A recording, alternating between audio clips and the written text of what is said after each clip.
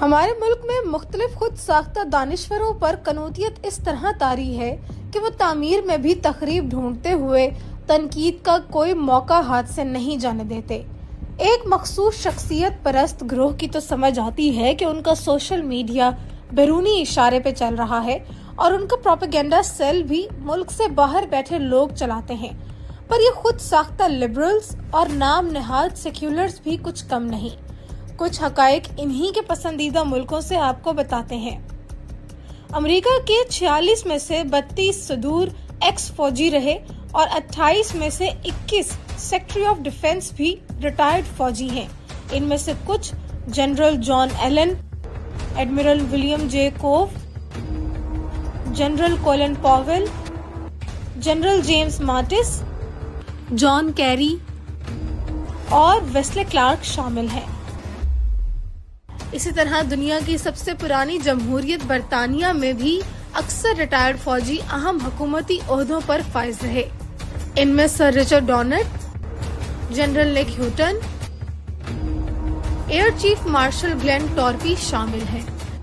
ان ملکوں میں کسی کو کوئی پریشانی نہیں ہوتی، نہ ہی جمہوریت کے کمزور ہونے کا خدشہ ہوتا ہے، پر پاکستان میں کچھ لوگوں کو ساون کے بے موسمی کیڑے ویسے ہی تکلیف دینے لگ جاتے ہیں۔ اب بات کرتے ہیں پاکستان کی اسٹیٹ اونڈ انٹرپرائز کی۔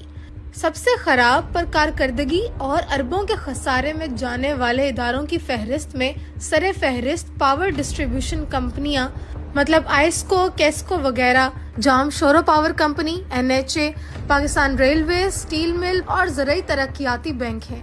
ان سب کے سربراہان زیادہ تر سویلین لوگ ہیں، جبکہ پاک aeronautical complex, NRTC، FWO، HIT، NLC، SCO، Pakistan ordnance factory جیسے ادارے جن کے سربراہ حاضر سروس یا ریٹائرڈ فوجی ہیں، وہ سب کے سب منافع بخش ہیں۔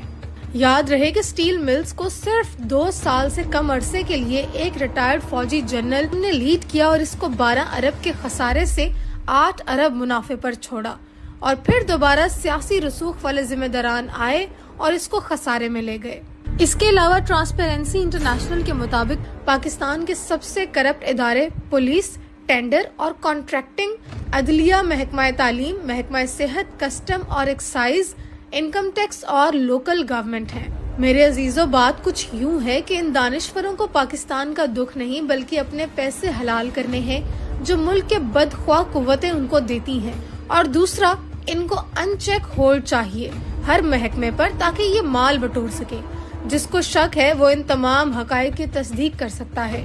جب ہو جائے تو برائے مہربانی توبہ کر لیں، ورنہ آپ جس حال میں ہیں یہ لا علاج ہی رہے گا۔ 88% تو ویسے بھی کہہ چکے ہیں کہ سدھار اگر کوئی لا سکتا ہے تو وہ فوج ہی ہے۔